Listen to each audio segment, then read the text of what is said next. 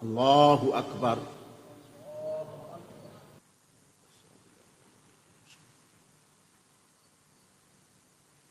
Allahu Akbar.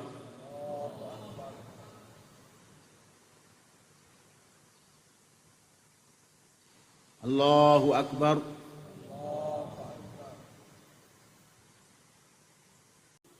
Ya ayyuhalladzina amanu kunu ansarallah kama qala Isa ibnu Maryam lil hawariyyin man ansari ila Allah. Allahu Akbar.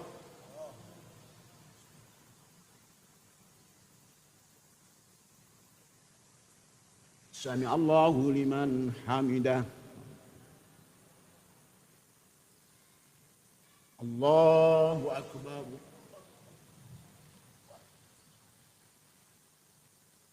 Bagaimana sholat itu bukan hanya penting ditunaikan dengan penuh kekhusyuan, pemenuhan terhadap syarat dan rukun, tapi juga bagaimana adab akhlak dalam penunaiannya diatur supaya tetap menjaga nilai-nilai ketaatan dan kemuliaan di hadapan Allah Subhanahu wa taala yang mengikuti petunjuk Rasulullah sallallahu alaihi wasallam. Ada beberapa kesan yang ditampilkan oleh para ulama kita yang melampaui zamannya, yang membahas kemungkinan-kemungkinan persoalan terjadi. Karena di era terdahulu kiranya jarang didapati atau mungkin juga tak pernah didapati ada perempuan bercampur sholatnya dengan laki-laki. Di era-era sahabat misalnya, tabi'in misalnya.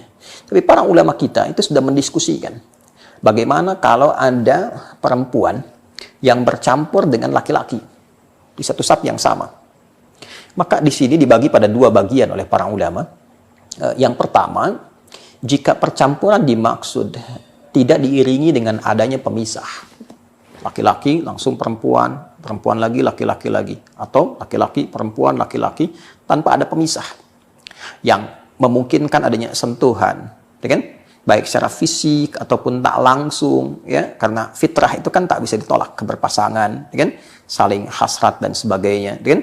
Ketika itu terjadi, maka yang pertama ini, kasus pertama dianggap sholatnya tidak benar. Ya, salatnya batal. Salatnya tidak memiliki nilai dalam sahnya salat. Baik, ini sepakat para ulama, tidak ada perbedaan di dalamnya. Jika dalam konteks penunaian itu ada sekat, misal ini laki-laki, kemudian disekat, apakah dengan kursi atau yang lain, lalu ada perempuannya, lalu ada laki-laki lagi dan seterusnya. Maka di sini terbagi dua pandangan ulama. Nah, ulama Hanafiyah berpendapat bahwa berpotensi sholat demikian membatalkan untuk yang laki-laki. Ya, dianggap sholatnya batal untuk yang laki-laki. Sekalipun yang perempuan ya bisa benar menunaikannya. Benar dalam artian itu dia dari takbir sampai salam, mungkin dia benar menunaikan. Walaupun statusnya bermasalah juga. Jadi dalam konteks berjamaahnya, statusnya tetap bermasalah. Tapi yang laki-laki dianggap batal. Karena boleh jadi ada hasrat-hasrat tertentu, atau ada dalam penunaiannya gambaran-gambaran tertentu yang mungkin berpengaruh dengan keberadaan perempuan yang sholat di sampingnya. Itu pandangan Hanafiyah. Sementara mayoritas, ada Syafi'iyah, ada Malikiyah sebelumnya, juga ada Hanabilah berpandangan statusnya makruh. Sangat tidak disukai. Kan? Jadi walaupun ada yang menunaikan berjamaah di laki-laki, sekat perempuan, sekat laki-laki dan sebagainya, maka status berjamaahnya sangat tidak disukai. Makruh. Ya, Anda datang memenuhi undangan. Ya kan? Diatur oleh yang mengundang. Ini laki-laki ya jalurnya, ini perempuan. Tiba-tiba ada perempuan merobos ke safnya laki-laki. Ya kan? Ke antriannya laki-laki. Baik. Ketika sudah sampai ke depan, yang menerima, ya, yang mengundang itu ketika akan menerima, sudah tahu itu bagiannya perempuan. Yang ini kok di laki-laki. Ya, maka nampak ekspresi ketidaksukaan, ketidaknyamanan, ya. Walaupun mungkin dalam kondisi itu melihat, sudah ada di depan nih, ya kan? Tanggung nih, walaupun disekat nih, 1, 2, tapi dia memaksa ingin masuk di bagian laki-laki. Ya, yang terjadi seharusnya kan ada yang melarang, ya kan? Ini jalurnya ibu, ini jalurnya bapak. Tapi boleh jadi dalam kondisi tertentu, ada mungkin kondisi-kondisi yang merasa punya kedudukan tertentu, ya kan? Oh, saya pengen ke sini aja. Saya pengen langsung ya bersalamannya lewat jalur Bapak karena saya punya kedudukan, ya. Ini pejabat A, ini pejabat B. Sehingga yang ingin melarang petugas akan tak punya kuasa di situ, ya. Tapi tetap ketika menerima, ya, orang yang punya hajat untuk mengundang itu ketika menerima merasa tidak nyaman karena bukan tempatnya di situ. Sekalipun dia punya kedudukan, punya jabatan, namun telah diatur posisinya. Karena itu, Allah Subhanahu wa Ta'ala mengatur dengan detail bahwa orang-orang yang motivasi sholatnya didorong bukan sebagai penyembahan kepada Allah dengan tulus yang mengikuti petunjuk Rasulullah, tapi memiliki motivasi-motivasi lain dalam kreasinya, atau barangkali ingin menampilkan kedudukan, atau lebih daripada itu untuk misalnya dalam konteks kekinian dibahasakan dengan pencitraankah misalnya, ditampilkan hanya untuk menampilkan kondisi tertentu, maka itu dikecam dalam Al-Quran, tidak dibenarkan. Sehingga Allah memberikan pandangan yang langsung dengan firman-Nya, fawailul lil musallin alladzina hum an salatihim sahun alladzina hum yura'un. Demikian di surat Al-Ma'un itu. Maka ada potensi celaka bagi orang sholat. Ya, wail di situ dikecam, sesuatu yang tidak dibenarkan, melebihi tidak disukai.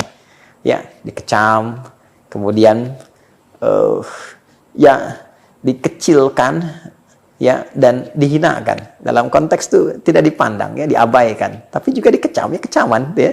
Ya, siapa orang-orang yang dikecam itu? Lil musallin. Ada orang yang sholat tapi salah motivasi sholatnya. Alladzina hum an salatihim sahun, yaitu orang yang lalai dalam sholatnya. Ya, siapa itu? Alladzina hum yura'un, yaitu orang-orang yang ingin dipandang oleh makhluk. Orang-orang yang ingin mengesankan citra tingginya. Orang-orang yang ingin menghadirkan pencitraan bagi dirinya. Sholat seharusnya menampilkan penghambaan kita kepada Allah. Ingin dilihat Allah. Itulah ihsan. Ketika sholat dilakukan, ingin dipandang makhluk, ingin dilihat makhluk, ingin dicitrakan makhluk, maka berubah dari penghambaan kepada Allah menuju sifat riya yang ingin diangkat oleh makhluk. Sholat itu ibadah untuk bersujud. Sujud artinya merendahkan. Semakin kita merasa rendah, maka Allah meninggikan. Sebaliknya, ketika seorang menunaikan sholat dan merasa dirinya tinggi, maka ia rendah di hadapan Allah. Fawailul lil musallin. Untuk itu, saudara-saudariku, yang ditampilkan ini adalah pencerahan. Bukan untuk memojokkan, bukan untuk merendahkan, bukan untuk mencela atau digunakan sebagai peluru untuk menghujam orang lain. Tidak. Ini justru untuk pencerahan kita semua supaya mendapatkan keterangan-keterangan jelas baik dalam Al-Quran ataupun dalam hadis-hadis Nabi Muhammad SAW.